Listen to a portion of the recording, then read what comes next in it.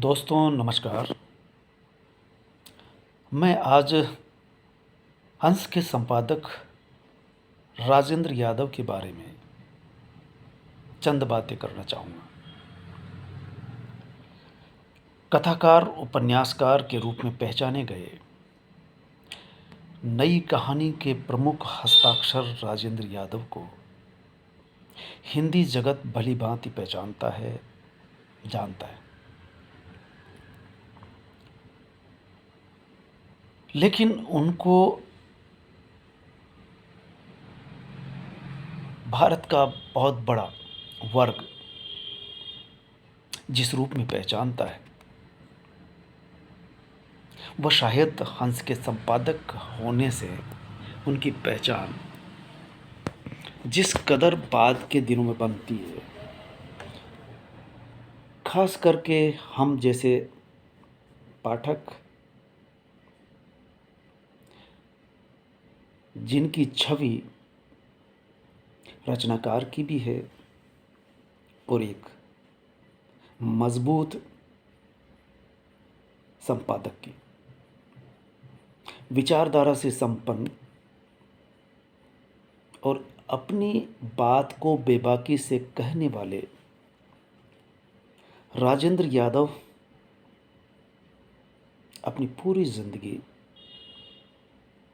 विवाद पैदा करते रहे, विवाद उठाते, बहस करते और विमर्श इस तरह से करवाते कि उनकी पत्रिका एक विमर्श का मंच बन करके सामने आती है। उनके संपादकीय इतने तीखे और पैने होते कि पढ़ने वाला पाठक सीधे दो भागों में बंट जाता, ठीक वैसे ही जैसे मार्क्स को लेकर के पूरी दुनिया दो हिस्सों में बढ़ जाती है, एक उनके प्रशंसक या फॉलोअर्स, दूसरे वे जो उनका विरोध ही करेंगे। तो इसी तरह से मैं यहाँ राजेंद्र यादव को देख सकता हूँ। उनके उपन्यास उखड़े हुए लोग, शव और मात, 1 इंच मुस्कान, जहाँ लक्ष्मी कैद है, टूटना आदि कहानियाँ। वैसे साहित्य के विद्यार्थी उन्हें नई कहानी के प्रमुख हस्ताक्षर के रूप में पहचानती है। और मज़ेदार बात यह है कि नई कहानी की त्रिवेणी के वह पहले बड़े रचनाकार होते, दूसरे कमलेश्वर, तीसरे मोहन राकेश। ये क्रम पाठक अपनी सुविधा से पहले को तीसरा, तीसरे को दूसरा कर सकता है। तीनों ही रचनाकार अपने जमाने में एक ऊंचाई हासिल करते हैं, लेकिन मोहन राकेश बहुत पहले ही गुजर जाते हैं और एक कहानीकार, नाटककार के रूप में, उपन्यासकार के रूप में बड़ी पहचान बनाते हैं। इसके बाद लंबे समय तक कमलेश्वर चलते हैं, कितने पाकिस्तान, टीवी सीरियल और फिल्मों में वो काम करते हैं। इस कारण से उनकी पहचान का दायरा या राजनीति में, दूरदर्शन में आदि में उनके सीरियल चलने के कारण उनकी पहचान और फैलाव ज़्यादा होता है। तो राजेंद्र यादव एक ऐसी पत्रिका के संपादक होते हैं जिसकी पाठक संख्या 10,000 से अधिक रही, और यही कारण है कि 25 वर्ष तक हिंदी के पाठकों को, साहित्य के पाठकों को वैचारिक और समकालीन राजनीति में चल रही उठापटक को भी समाज की विसंगतियों, कर्मकांडों, अंधविश्वासों को ठीक वैसे ही उठाते जिस तरह से कबीरदास दोनों धर्मावलंबियों को बेझिझक, निसंकोच, निडर होकर के कांकर पातर जोड़ के मस्जिद लाई बनाई। ता चढ़ी मुल्ला भाग दे, क्या बहरा हुआ खुदाए।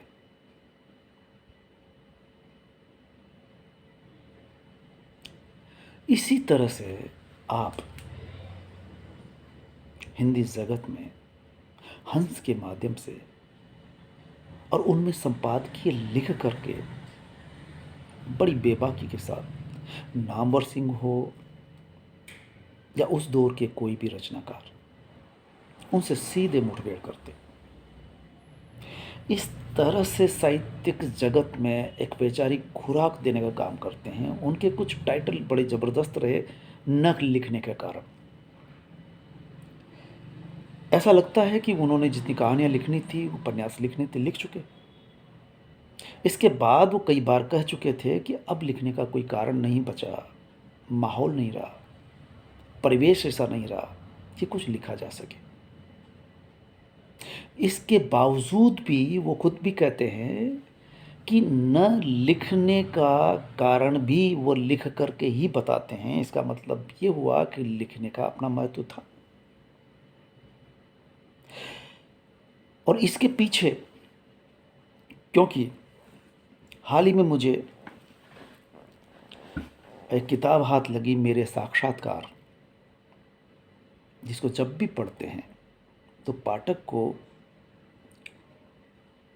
एक समकालीन, हमारे समकालीन कबीर को हमारे पास पाते हैं। इससे आप अंदाज़ा लगा सकते हैं। और न लिखने का जहाँ तक कारण है तो इस पर उन्होंने साफ कहा कि हम अपने ही दुखों को कितनी बार लिखें, कब तक लिखें। और यही कारण है कि शायद यूँ कहा जाता है कि एक उम्र के बाद लेखक चुक जाता है, वो नहीं लिख पाता। सिवाय नरेश मेहता, जो हजारों पेज लगातार लिखते रहे, लेकिन वो कहते हैं, सवाल उठाते हैं कि लिखते क्या और कैसा रहे। वे अक्सर बेबाकी से अपनी बात कहते रहे। न लिखने के कारण के पीछे व्यक्तिगत दुखों का लिखना। और वैसे आत्मकथा लिखने पर जब सवाल किया गया तो उन्होंने साफ इनकार कर दिया कि मैं आत्मकथा नहीं लिख सकता। उन्होंने अज्ञेय का संदर्भ दिया और उसमें भी यही था कि मैं अपने ही बारे में झूठ किस तरह से लिख सकते हैं, ये मेरे से नहीं हो सकता। लेखकों के संगठन और उनके जो प्रगतिशील, प्रगतिवादी लेखक संघों को लेकर के उन्होंने कहा कि ये लेखकों के एक तरह के क्लब होकर के ले गए। इस तरह से 2 दशक तक उन्होंने रचनात्मक लेखन नहीं किया। लेकिन हंस का संपादन करते हुए लगातार संपादकीय जो लिखे और संपादकीय ही पुस्तकाकार होकर के सामने आते रहे। आपने हंस की पहचान जिस तरह से बनाई, उसके पीछे का कारण था कि उसमें अक्सर कहानियों पर विवाद उठते, स्त्री चेतना को लेकर, स्त्री की स्थिति को लेकर, अश्लीलता खास करके जिसने बोल्ड कहानियाँ कहेंगे, इस विषय पर अक्सर वो सवालों के घेरे में रहे।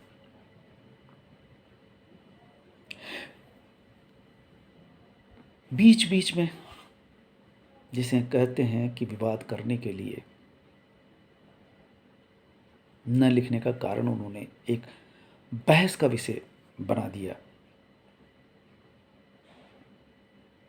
और कहा कि मैंने लिखना बंद नहीं किया, लेकिन वैचारिक लेखन संपादकीय के बतौर जारी रहे।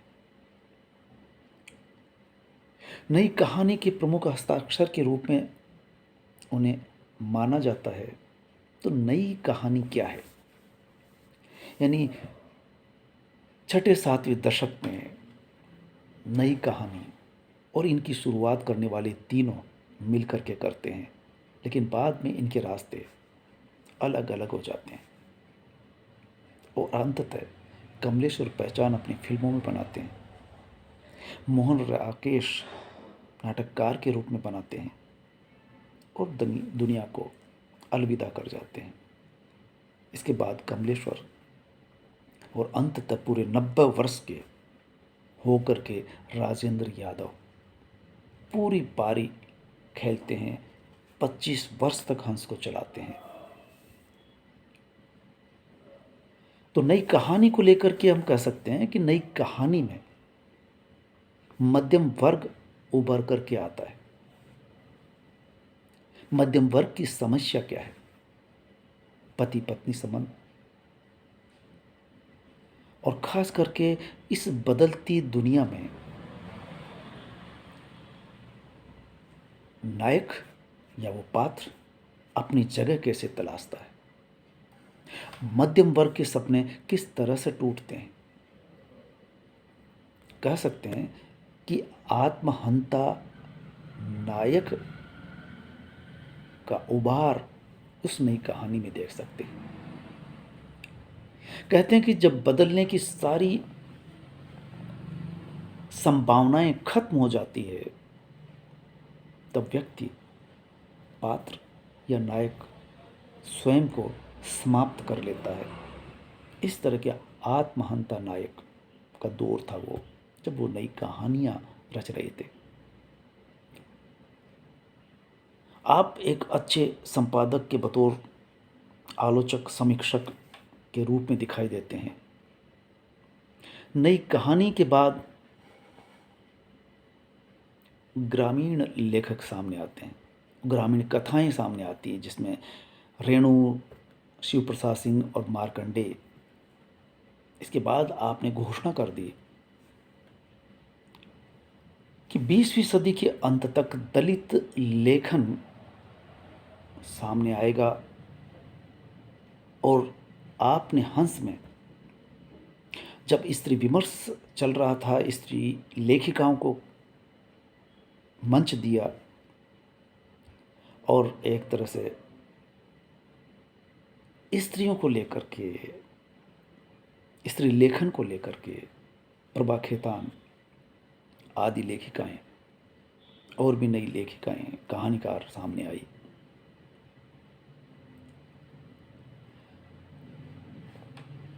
इसके बाद दलित विमर्श जिस तरह से सामने आया और आपने साबित किया कि समाज में एक तबका जिसकी आवाज़ सदियों से दबाई गई, उसको आपने हंस में बराबर जगह दी। और इस तरह से हंस एक उस तबके को, वर्ग को, जो अपनी बात कहना तो दूर समाज में जगह नहीं बना सका, दलित रचनाकारों की आत्मकथाएं, कहानियां, कविताएं, हंस के दलित विशेषांक सामने आए, स्त्री विशेषांक सामने आए, अंत में एक विशेषांक फिर पुनः दलित विशेषांक आया। अंतिम दलित विशेषांक जिसमें आदिवासी और दलित दोनों को शामिल किया गया। और हिंदी के पाठक जानते हैं कि स्त्री विमर्श से होता हुआ हिंदी पट्टी में दलित विमर्श चला, और अब पूरे हिंदुस्तान में दलित विमर्श, हर राज्य में दलित लेखक लेखन करते हुए दिखाई देते हैं। तो आदिवासी लेखन भी उसी तरह से हो रहा है। यहाँ तक कि विश्वविद्यालयों में पाठ्यक्रमों में शामिल कर लिए गए, शोधार्थी शोध कर रहे हैं, पीएचडियाँ लिखी जा रही हैं, पाठ्यक्रम में शामिल किए जा रहे हैं। आदिवासी विभाग खोले जा रहे हैं। आदिवासी सेंटर हाल ही में जोधपुर में खुला। जवाहरलाल नेहरू विश्वविद्यालय में दलित एवं आदिवासी करके पीजी में चलता है। हैदराबाद विश्वविद्यालय, इफ्लू में, वर्धा में। इस तरह से कह सकते हैं कि ये आज की मांग करते हुए जो कभी हंस में राजेंद्र यादव ने एक स्थान दिया था, एक आलोचना के बतौर ये कह सकते हैं कि आदिवासी साहित्य को राजेंद्र यादव वो स्थान नहीं दे सके जो स्त्री और दलित को दिया था।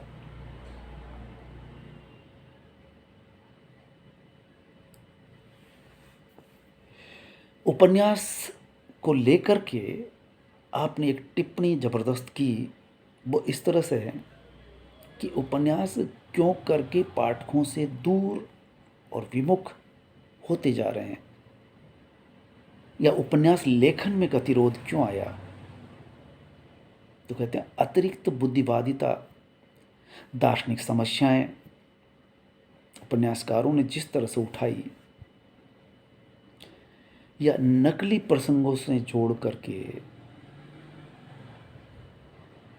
बात को आगे बढ़ाना, नकली प्रसंगों पर केंद्रित होना, बौद्धिकता को लाद देना, इस तरह का उपन्यासकारों का अहंकार पाठकों को काट देता है, जोड़ नहीं पाता। और इस तरह के लेखक के बतौर उन्होंने निर्मल वर्मा का नाम लिया कि उनके उपन्यासों में बौद्धिक व्यायाम ज़्यादा दिखाई देता है। 1 इंच मुस्कान आपने एक, दोनों मनु भंडारी और आपने महिला पात्रों को, स्त्री पात्रों को मनु भंडारी लिखती, तो पुरुष पात्रों को राजेंद्र यादव, और पाठकों का एक वर्ग मनु भंडारी को पसंद करता।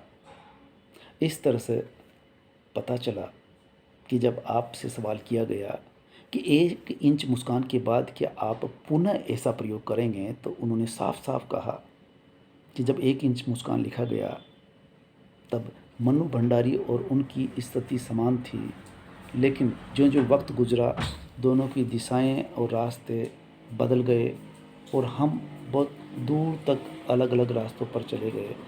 जब हम आंतरिक संवाद ही नहीं कर पा रहे, तब इस तरह से 1 इंच मुस्कान जैसा अब पुनः लिख पाना संभव नहीं है। धन्यवाद।